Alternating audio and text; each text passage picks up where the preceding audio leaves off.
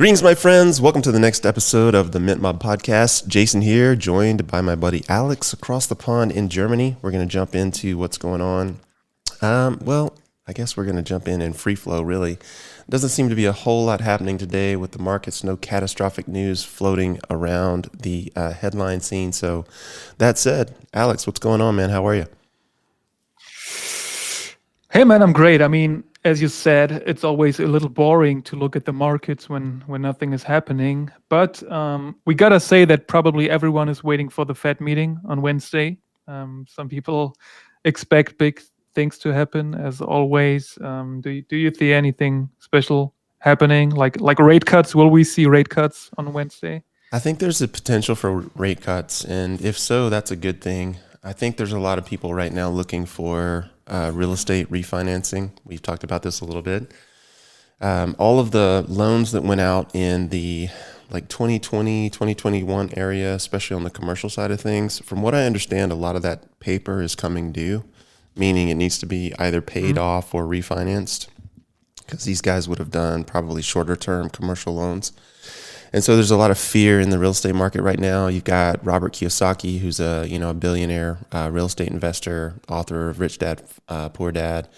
He's predicting like the biggest real estate stock market crash in history. He's been saying this for 20 years. You never know. You never know what's going to happen. But I think cooler heads will ultimately prevail. And if there is a drop in the markets, I think the smart thing to do is just take advantage of them. So on this end, the wife and I, we're basically doing our best to position ourselves to take advantage of a drop. So hopefully we can access some new financing, pull some money out of some properties that we do have, and then start, if real estate does in fact go backwards, buy up not just some real estate, but also some crypto.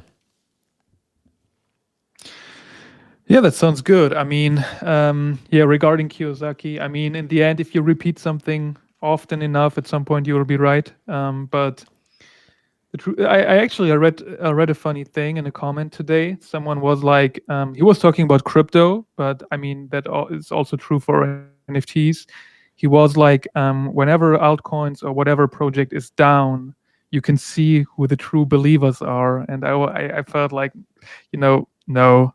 That's not true. Like, these are people who are not able to realize their losses.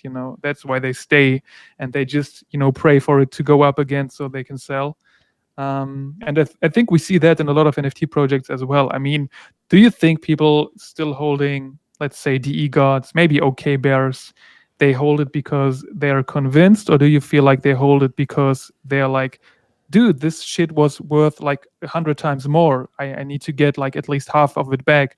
So I'm holding it. Or do you think they actually believe in what they built? I think it's a combination of both.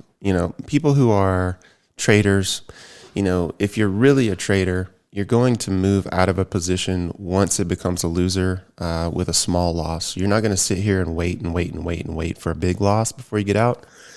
There's the old saying about, you haven't lost until you sell. Well, that's bullshit. I mean, you're holding a loss right now. You just haven't sold and realized it.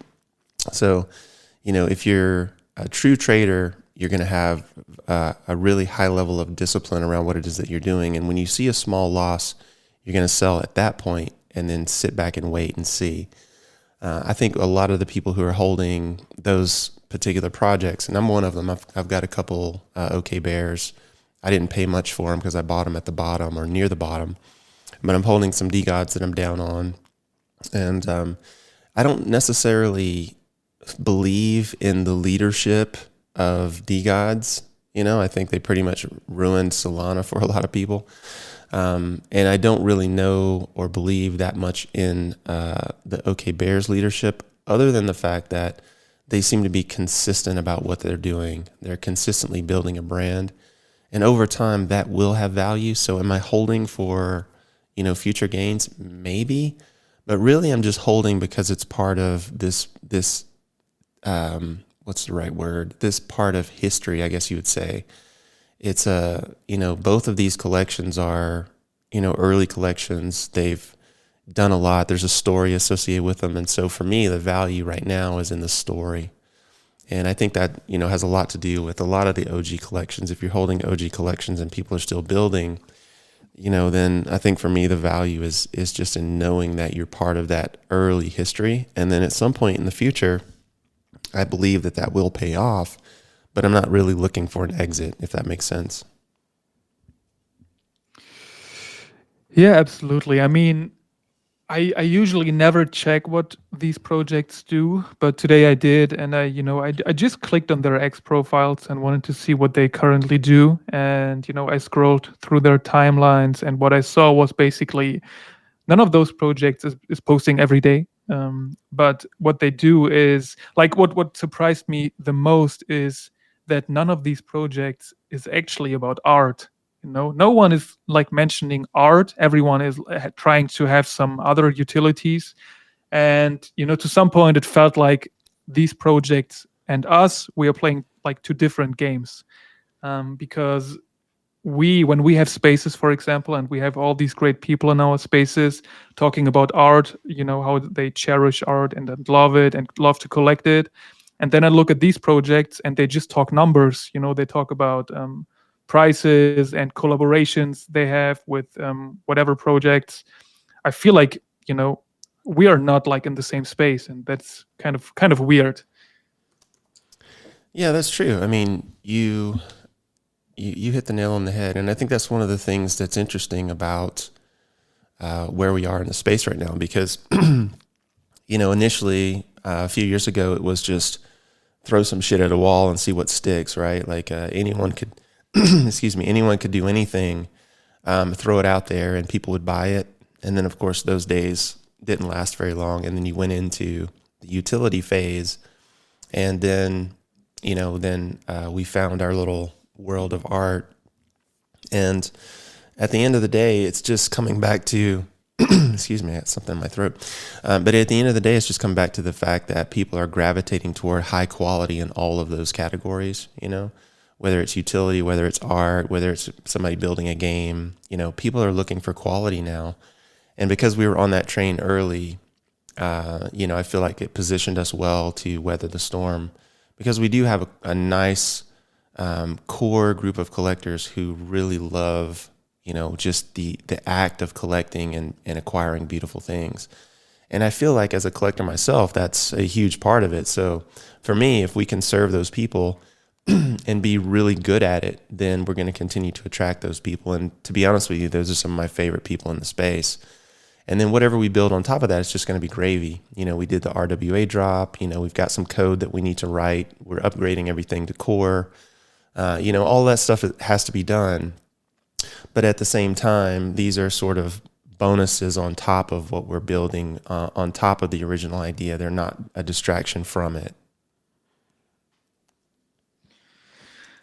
Yeah, I get that. But don't you agree that if we talk about marketplaces, whether it's Magic Eden or OpenSea, that these kind of marketplaces should like only try to trade art pieces, art projects? Because I feel like if we have an NFT project, I know back in the days we had more of those projects that kind of had like shitty art. Sometimes it was like one piece multiplied times 100 or times 1,000, and just being minted, and if you held it, you had some kind of utility. And with these pieces, I always felt like Magic Eden should be like an art marketplace, and I feel like it kind of lacks like doing this, because like when we talk about NFTs in general, I feel like we've always put art first and try to basically draw the right people in. But don't you think if Magic Eden or OpenSea would also live that and stick to that, and try to put art first, they would be more successful? I don't know. I mean, I think their business model is completely different from like a project model. You know what I mean? Like they make money on transactions. So, I mean, for them, they're just looking for, like, from a business standpoint, like, how can I maximize my total number of transactions? So I don't know if it's good for them to pick sides. it would be good for the market for them to pick sides. And I think this is one of the things that opens up the door for us. Because when we talk about marketplaces and building one that trades in AU, trades in our token, then really what we would be doing is curating the pieces and making sure that what's there is quality. But I don't necessarily think that Magic Eden would feel the same way, if that makes sense. Absolutely, but I feel like there is no real, destination for people who are just looking for great art to collect and trade.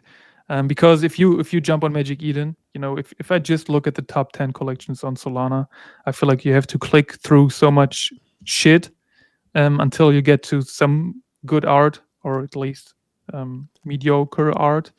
So I feel like, we've been talking about creating a marketplace, obviously. So we had that idea before, but I feel like that's like what's missing in the space, for like a place for collectors only who look for great art and don't have to go through all that weird stuff where you don't really know what these projects do in the end, right? Yeah, If I look at the 100%. top 10 here, they're like at least 5 projects where I have no idea what they do. Yeah, for sure. I mean, there's definitely that, but obviously those people have done whatever they've done to draw in the people they've drawn in, right? So the people who are paying attention know what's going on, and for those of us who are on the sidelines, kind of watching, I mean, it only makes sense that we don't, right? Yeah, absolutely. In the end, I think Magic Eden does. Do they have first mover advantage? Were they first? I don't even know. Or did we have like? I think we had 2 or 3 other marketplaces back then, but they died, right? Yeah, I don't know if they had necessarily first mover advantage on the marketplace idea, but the way that they incorporated it, they definitely did. Like they threw a lot of resources at building code that worked really well. And of course, as they developed their reputation, more and more people chose to use it. So, I mean, obviously they did a great job cornering the market on, at least creating quality code that people would, could easily use and access. And I think that's really the, sort of the key when it comes to that sort of thing, because UI matters so much, Yeah, absolutely. And we all know that Stargaze has done a pretty good job of, providing a marketplace that, that puts art definitely a lot higher than others. And I know we spoke about Stargaze on Spaces last time. Did you get more information on that? Because I couldn't really find anything like about the bridge they do to Cosmos. Not over and above what I already shared on the spaces.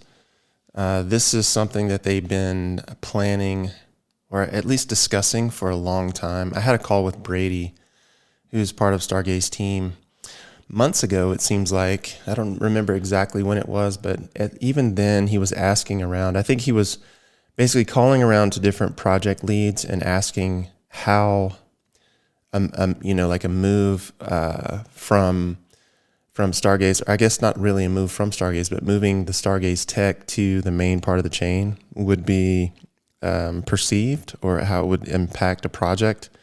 And they were basically just taking the pulse of, what people thought on this.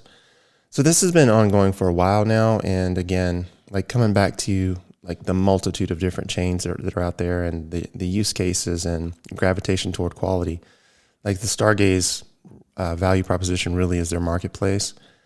And so I think to open it up, it really just makes sense for them to move to, something that's going to give them more exposure, like the Cosmos Hub. So I think that's really all it is. They've had offers, they've entertained offers to be bought. And I think rather than being, bought off and sold as, like a piece of software, the idea would just be to continue to maintain the software and be part of the team that maintains it over time on a bigger, on a much larger scale. I think that's really all it is. Yeah, but like what I don't get is that stars like were operating on the Cosmos Hub before, weren't they? When you say operating on the Stargaze hub, what do you mean by that? Yeah, on the Cosmos Hub. Like stars were like on Cosmos, right? Built on Cosmos on the chain. Or was Stargaze like its own chain? But it has to be like a layer 2, right? Sort of. It's more like side chains than anything, right? So on the Cosmos universe, all those different chains that are related to, Cosmos, that basically, Cosmos is the atom token for those of you guys who haven't really looked into it. And basically, all the chains that exist on the Cosmos hub, so to speak, are their own independent chains. They're not part of something else. The whole idea with Cosmos was that we could have different chains that basically interop, that communicate with one another easily, no matter which chain that you're using. But they're all tied to the Cosmos hub by that commonality, if that makes sense. So Stars was its own chain. Stargaze is its own chain. But Stargaze, the software and its use case, really came from the marketplace that it created for NFTs.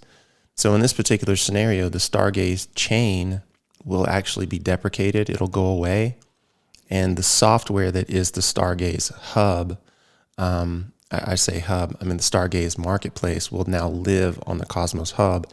And so anyone who accesses any of the Cosmos chains will now be able to use that particular software. And Stargaze will basically become the key marketplace for all Cosmos NFTs. I think that's kind of what they're going for here. Does that make more sense? It absolutely does, but some questions remain because I always wondered, if you just check the top collections on Stargaze, you have I think the first one, the Omis, they what do they trade with? OM, I think that's Mantra, right? Then the second one is Tia. Then we have Adam. Then we have the scientists trading with Osmo. Then we have Bitcoin for some reason. So what exactly is happening? All the collections who used stars will have to change that, right? Yes. So in this particular scenario, Stargaze zone, the marketplace, in other words, the code that is the marketplace is just being moved to the central hub of Cosmos. And from that place, you can list any NFT on the hub using this Stargaze platform to basically buy, sell, and trade just like you would on the Stargaze chain itself. But in this particular scenario, the chain that is Stargaze will now be deprecated, but the code, the marketplace that was Stargaze Zone, will now be centralized so that basically all the different chains have more access to it. And the idea is to basically multiply the eyeballs or the audience, if that makes sense. Okay, so correct me if I'm wrong, but so that means that whenever you buy something on, for example, with Atom, you will not have to bridge that Atom to Atom on Stargaze, but you can just leave it on Cosmos and buy it, right? I think that's the idea, yeah. And I mean, I believe that the way it's going to be structured is you could basically set your collection to trade in any token. But of course, Atom is the parent token of Cosmos. So I would imagine, again, this hasn't been implemented yet to my knowledge, so I don't have all the details, but I would imagine that interop is just going to be that much more accessible. And the tokens are going to be that much more easy to swap one for another. Because remember, the whole idea behind Cosmos was no matter how you wanted to set up your particular project, you could create your own individual chain that interoped with everything else. But it was basically, going through the Cosmos hub basically allowed you to have access to everybody else's chains through that interop. And so I think because it's being pulled to the hub and being centralized there, that any token that trades inside the Cosmos universe could be used in your collection so long as you set it up for that. And if that's the case, then my guess would be that you would want to use the parent token unless you're just really brand loyal to your little version of the Cosmos chain that you set up, So for me personally, I would rather see NFTs on Cosmos trade in Atom. It just makes more sense to me because it is the parent token of the parent chain. And why would I want a little offshoot when I could own the parent? It doesn't make sense to me not to. So I'm hoping that that's implemented, and we'll just have to wait and see how how that's exactly implemented once it's final. And of course, we have a small collection that we want to grow that needs to be moved there, and we'll have to set it up in whatever token we want to set it up in. It's cool that we could set it up in like something like Bitcoin or what have you, but I think it would make more sense to trade on Cosmos in Atom. Yeah, absolutely. I mean, if I think about all that, I feel like I cannot think of any like negative effect of moving there. And I feel like the stars token had a pretty bad reputation lately. I know the token dumped, and many people were complaining about their backs. So I feel like it's the right idea, and I hope they implement it. I mean, I know you're in touch with Brady, but especially once we start to work with the Star and Syndicate collection, I would love to have him on Spaces again and talk about all that stuff, right? Yeah, definitely. We'll definitely have him on. I mean, I think he's already been doing a few spaces where he kind of laid this out. But until it's completely final, we won't have all the details because he doesn't have all the details. He's just sort of relaying what he knows, and he's technically savvy on some of the setups and some of the basic, sort of use cases for Stargaze. But I'm not sure that translates to him, excuse me, completely understanding what's going to happen once everything moves to the hub. So we just kind of have to wait and see until all that plays out. And then once we have that and we can bring him back on, I'm sure he'll have all the answers for us. The guy's awesome. He's got super good energy, very positive. And, I know that he'll be more than happy to come help us out. Yeah, absolutely. He's a great guy. I love when he's around. So looking forward to that. But let's jump a little bit into our little GoodFellas collection as well. And we had a pretty cool drop yesterday, minted out pretty fast again. I think people loved it, and I would love to get some background information in the creative process of creating the art. Tell me, when you thought about the Star Wars pieces, did you have at some point, maybe in the very beginning, some other characters in mind that you could create, or were you like pretty sure from the very beginning that you wanted to create Han Solo and Chewbacca? This is a great question. The only thing that I was really sure of is that I did not want to do another female character. And this has nothing to do with, like me not liking female characters. I love them. But the truth is, like, all of the, quote unquote art-based projects are doing female form. And it's ubiquitous. It's everywhere. Yep. It's all over the place. And to be honest with you, it's getting a little tired. So I was like, okay, let me see what I can do from, like male form side of things. And then just do my level best to make it over the top cool, right? So that was the genesis of the idea. I was like, let's do something male form because everybody else is doing female form. Again, just about, when they're zigging, you want to zag kind of a thing. So that was the idea behind, coming up with male form. And then it was like, okay, well, if we're going back to some of like the OG characters, and you had talked about how you had just started watching Star Wars. And so I was like, okay, well, some of the OG characters, male form, that's got to be like a Han Solo or a Luke Skywalker type figure, And then the idea was, okay, well, if I do one figure, can I do a matched set? Because we have this, little thing that we've been doing with a lot of our pieces where you can put them together and create a third NFT with them married together. And I was like, okay, well, if we do Han, then that would be like a Han and Luke, or maybe a Han and a Chewie. And then it was like, okay, well, if we do Chewie, that's going to be super hard because it's like a hairy figure, and trying to draw, like hairy figures is always a hairy situation. So it's like, okay, well, let me see how hard I can make this on myself. So it became Han and Chewie just because of the challenge, really. And so, yeah, that's kind of how that idea evolved. So what I think you sent me the Han piece in like an early stage without the background and everything. And what I loved immediately is first, like he does like this signature move, the way he holds the gun, and that's great. How did you do that? Like, I know that you said when you talked about your art that you said that you're basically like editing things, but I know that we do not have like any fella piece that stands like this. So what like and what another thing I loved was that you put like the face trait, that you can see it on the arm. You know what I mean? Like the colors. Yeah, exactly. So, like if you're familiar with our collection, you know that the OG collection is no skin is showing except for the face and a portion of the neck. And when you're drawing Hmm. gangsters, that's kind of easy because most of the times they're depicted in suits, right? So their arms are always covered, their bodies are always covered. But obviously, if the face has one specific, like patterned skin tone, which is what ours is, like none of our pieces have faces, they'll have these patterned skin tones.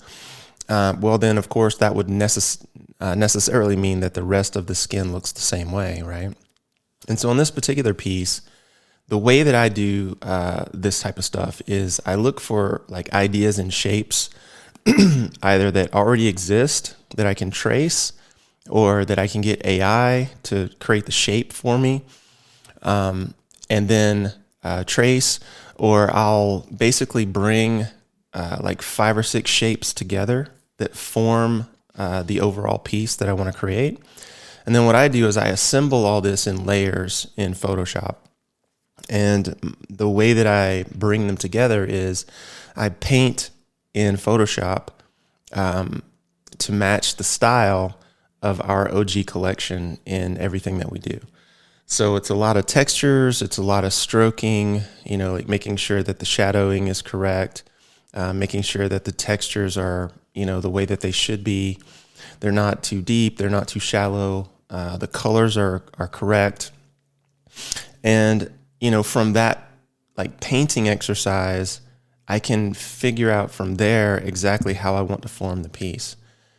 So once the basic shapes are there, the painting is what brings it all together, and that's how I personally do it. For me, that's like my way of doing it. Because for like when I first started in like graphic arts, my first exposure to creating was in Photoshop. So it's like one of the programs that I'm most familiar with. And at one point in my career, I actually taught Photoshop and Illustrator classes at a local college. So I'm very familiar with how to draw using the pen tool, which a lot of people don't even know how to use. And I'm pretty familiar with textures and shapes, and how basically you break down a form into its constituent shapes, and then you can add textures and put them together to create other shapes. So, I mean, that's how I think of it. It's like, how can I break it down? What shapes do I need? And then can I paint this and draw around it and fill in the gaps to make sure that everything is consistent and cohesive? And so for me, that's how I came up with the Han piece. And the way that the Han piece took the form that it took was, if you look at the outfit, his shirt is always like semi unbuttoned, so part of his chest is always visible. And then if you look at the arm, there's a small patch of skin that's visible on the forearm between where his sleeve is rolled up and where his glove begins. And so in this particular case, I'm able to take that face like pattern and coloration, and I'm able to kind of deposit it in those areas using masks so that everything is consistent and drawn, to match the original form. And if you look at the Chewy piece, the same holds true. So like in the Chewy piece, on the suit, on the lapels, you'll notice that the lapels are the same coloration and shape as the face on the Han piece. So again, depositing that form in a new space. And then once you have, all of that sort of, mapped out, then that's when, the painting, the shadowing, the backgrounds, the colorations, and all of that sort of stuff like brings it all together for the final piece. And so it's just a process. It takes a long time, but in the end, like the end result is, it speaks volumes to the amount of hours it goes into doing that. Yeah, I could not agree more. I feel like you captured the moment perfectly. Yeah, like when Han is pointing his gun. And I feel like in the very beginning, people who know our collection will know that. Um, in the very beginning, what you usually did was basically just create new hand traits or traits for the existing pieces, and like we did not have them move differently. And I think the first time we tried, or you tried, was basically with the Trump drop. People have not seen that; it's unreleased, and maybe a little alpha. So what Jason like was trying to do was to imitate the Trump dance that Trump makes. That is pretty like a signature move, and yeah, it's cool because I feel like it opens so many doors to wonderful art. One more thing I need to ask because I have no idea. Like the badge from Chewbacca, what does it mean? He did not have that in the first movie I Oh, watched. yeah. So this is a nod to the very first movie. Actually, you did see this, or at least you saw the origin story of this. At the end of the movie, there's this big ceremony where Han and Luke Yeah, and Chewie are recognized for their bravery in the Battle of Yavin, right? When they destroy the first Death Star. And so during the course of the ceremony, Princess Leia gives Luke a medal and she gives Han a medal, but Chewie doesn't get a medal, right? And so over the years, this turned into a whole thing online. Like people were just like, how come Chewie didn't get a medal? Chewie should have got a medal, you know? So it's like, it's sort of a nod to this, this idea that Chewie never got a medal. And then in one of the newer movies, in the movies that came out in the teens, in the 2000 teens, Chewie ends up getting a medal. There's a scene where he gets a medal. And so like the medal that is pinned to his lapels in this particular case is just a nod to that whole story around how Chewie never got a medal. And there's this whole, build up around that. And then in the later movies, he finally gets a medal. And, so it's kind of funny because he's sitting there holding a blow pop with a big, smile on his face wearing his medal. Right. So that's kind of the story behind that. yeah. I mean, looks like there are like a few running gags throughout the movies. I mean, you have the same with the who shot first thing Mm-hmm. that we wrote about, which is cool. How many times did you see the movies? Are like would you be able to like lip sync it, or is it like because it feels like you've watched it 100 times? I've seen it a few times. I mean, I couldn't lip sync it, but I know. I mean, I know the gist of most of the scenes. The truth is, like, my favorite Star Wars storytelling is the animation. I'm really not big into the Oh, movies. I think the movie, like Empire Strikes Back was a good movie. The Force Awakens, which is the 7th chapter, is the best version or the best new movie that came out, except for Rogue One. I think Rogue One is by far, like, hands down, the best Star Wars movie ever made. And there's a lot of reasons for that. But the old movies, the original movies, when they came out, they were spectacular because you saw things that had never been done before on film. Whether it was the lightsaber duels or all of the sort of accuracy in the flight scenes. Like Lucas went back and looked at old World War I and II video of fighter planes, and he made the animations of the X-wing fighters and the TIE fighters sort of match those patterns of flight so that they look quasi-realistic. So you saw a lot of things done technically that had never been done before. But storytelling wise, the story is there, the technology wasn't quite there. So looking at those movies from a modern standpoint is kind of difficult because you can see the flaws, you can see where things don't exactly match. But by the time you get to Rogue One and some of the later movies, everything is seamless and it's a great story, and pretty much everybody dies, right? Like everybody dies getting the plans for the Death Star to Princess Leia. And the way that they tied that movie into the end of Rogue One, into the beginning of Episode 4, which was the very first Star Wars movie, is fucking brilliant. And there's a beautiful love story there in Rogue One. There's a beautiful scene where one of the droids actually is protecting the main characters and he gets killed, and that's a beautiful scene. Like there's just a lot of sacrifice going on where people are sacrificing and droids are sacrificing themselves for something greater. And that whole idea of giving your all or giving even your life for something greater than you is universal. And by the time that came into being with Rogue One, it was just amazing the way that they told the story and the way that it ended. Even though it was tragic, it was still beautiful. And that's literally what Star Wars needed, to be honest with you. So Rogue One, by far, in my opinion, the best Star Wars movie ever made. Episode 7 was pretty good. And of the first 3 movies, probably Empire is the best one. But yeah, the animation takes it to a whole nother level. And like if you're really into story and understanding how stories are told, you can't not watch the animation because there's so many different ways that they weave the art of storytelling into the, you know, like the entirety of an episode, that you can literally sit there and take notes. It's like, holy shit, I can't believe they did that. Oh, that's amazing how they did this, you know? So there's just this beautiful art form of storytelling that I think gets overlooked just simply because it's animation and not live action. Yeah, it's funny because a couple days ago I spoke to like a Star Wars head, and he was jealous because I'm now able to witness all that for the first time.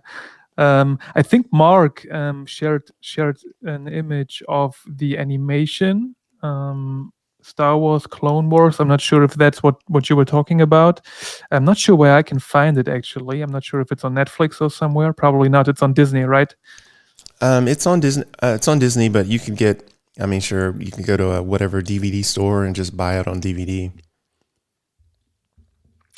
Do I look like I still own a DVD player? I'm saying, like, you know, if you go to some thrift store, some junk store, they probably have it on DVD for like $2. You know. Yeah, I need a Blu-ray, man. Yeah, get a Blu-ray, man. It's funny you say. Okay. It's funny you're talking about like how old DVDs are. I'm sitting here thinking like DVDs, man. That's, you know, that's fairly new. Like I can remember VHS, you know, like in Betamax. You know, it's crazy. Yeah, VHS were like definitely crazy, but I feel like, like Blu-rays, for example, they didn't really have their time. I felt like they were gone like within a year or something, and whoever collected many Blu-rays is like Netflix was pretty quick right after Blu-rays arrived. Yep, for sure. That's when streaming started to be a thing, right? Like when streaming became a thing, it's Absolutely, like, yeah. okay, well, we don't need DVDs anymore. We can just stream it. Absolutely. If like from one day to the other, your whole collection became worthless. It's like especially like the like I know many people who collected like big collections of DVDs, and at some point they just tried to sell it, and all the pieces they were not able to sell, they threw them away. So that's kind of sad. Yeah, it But is sad. I I like streaming anyway. Like I'm not even sure if I was able to play a Blu-ray. I think of the PlayStation should be able to play a Blu-ray. Probably, yeah. I mean, PlayStation could probably play any format, right? Like at this point. Yeah, absolutely. But yeah, let's move on and give people a quick lookout on what to expect in the coming weeks. So we had our little artist incubator voting run for like 2 weeks, and we had the result that we will have Metalheads and Liam's piece minted next. Metalhead is going to be minted on May 21st. We will start the promo for that, and give you guys an idea of what to expect. And then we will obviously have Liam's piece in a short time span after that. And yeah, I'm looking forward to that, man. I think people are excited about growing our little art gallery, and I'm very happy that we are in the position now that we can basically choose who we want to work with, because I remember the times in the very beginning when we started the artist incubator, and when I reached out to artists and it didn't get a response. And now I feel like we worked our way to where we are now, and people come to us and want to be part of the artist incubator, and this is awesome. And I think we need to thank the very first artists who cooperated with us, Maria, Daria. Great things. We built a great reputation, and yeah, couldn't be more excited about the coming drops, man. What about you? Yeah, same, man. I mean, there's so much opportunity, coming our way, and I think it's going to be cool because we're getting to a point with AI where we can actually start, like making AI do a lot of this sort of nonsense work, whether it's like basic coding Mhm. practices or whatever, like with Claude or with even with ChatGPT or Grok, like having these programs write code for us, I think is going to be a huge step forward. And, that's really what we need because a lot of this on chain stuff is just so convoluted, whether it's using, like I've talked about this before, like having to have multiple server setups just to run a basic web page or, having to have on chain code, off chain code, JavaScript code, Rust code, like all these different, types of technologies that you have to sort of master to really do a great job. To be able to sort of shovel that off and, throw it at an AI and say, hey, do this for me, that should speed everything up. So I'm really excited for like more of the code, more of the art, continuing to build reputation. But the big thing is just bringing more and more and more value to the space because again, like there's just so much garbage out there. And, I really feel like it's our duty to, like not be that, right? To just really do everything we can to make top shelf work the priority. Absolutely, man, and I love that you talk about AI like that because in my everyday life when I talk to people and the opinion I hear about AI is all the time like it's taking away our jobs and like because they're scared of the development and yeah, it's crazy that people do not see an opportunity when it's right in front of them, right? Well, that's exactly it, man. And those are the people who, ultimately get rewarded. Like when you take the risk, or you jump into an area that's sort of uncharted, that's where the opportunity is. So I feel like this space is ripe with Mhm. all kinds of opportunity and it only makes sense to pay attention to that, in my opinion. Absolutely. And, yet there are some people out there who are complaining about, hey, what about the people in the customer service? They are going to lose their jobs. And I'm like, yeah, that's possible. But, that's no reason to stop technology, and yeah, I could be mad about that all day long. But whatever, let's come to an end here. I think we covered all the topics we wanted to talk about. Looking forward to the drops coming our way, and yeah, just want to send out some appreciations to all the people who are with us on this journey. Like I said in the beginning, I love the mint we had. It was awesome. I love the art. Love expanding my little collection. I sent Jason like a picture last time we spoke of my canvases. I basically did what Mark does and printed some of my NFTs on canvases, and it's awesome to see them. It feels different to see them in real life, and yeah, love it. Looking forward to get more, and hope to see you guys around on Friday Spaces. But yeah, passing the mic to Jason for some final words here. Yeah, man, those canvases have definitely made me a little jealous for sure. I got to get my canvas game rolling. I've only got one of my profile pic. And yeah, so Metalhead, you said, is next, right? And so that's going to be a fun drop. And you've got him scheduled for a Spaces, what, 2 weeks out, I believe? Yeah, exactly. May 16, he's going to be on Spaces. Okay, awesome. So everybody who's looking to, learn more about his work and what he's all about, like that'll be a perfect opportunity to ask questions and plug into some of his world. So I'm stoked for that, man. Looking forward to that. And then of course, we've got a lot of stuff happening behind the scenes that we have to keep working on. I know, for those of you guys who are kind of, new and learning how this project is set up, I've been doing a lot of the code and the art, and Alex has been doing a lot of the promo, a lot of the contract work, looking for new talent, bringing people in. And so there's just a lot going on. And, whether it looks like that on the outside or not, there's always something happening behind the scenes. So look for more of that. And like Alex was saying earlier, it's taken a long time to build the reputation that we had, but it's really cool to be in the spot that we are and have the opportunity that sits before us to work with new people. And looking forward to more and more of that. So absolutely, brother. Perfect. So we hope to see you guys around on Friday. Have a great week, and until then, bye bye.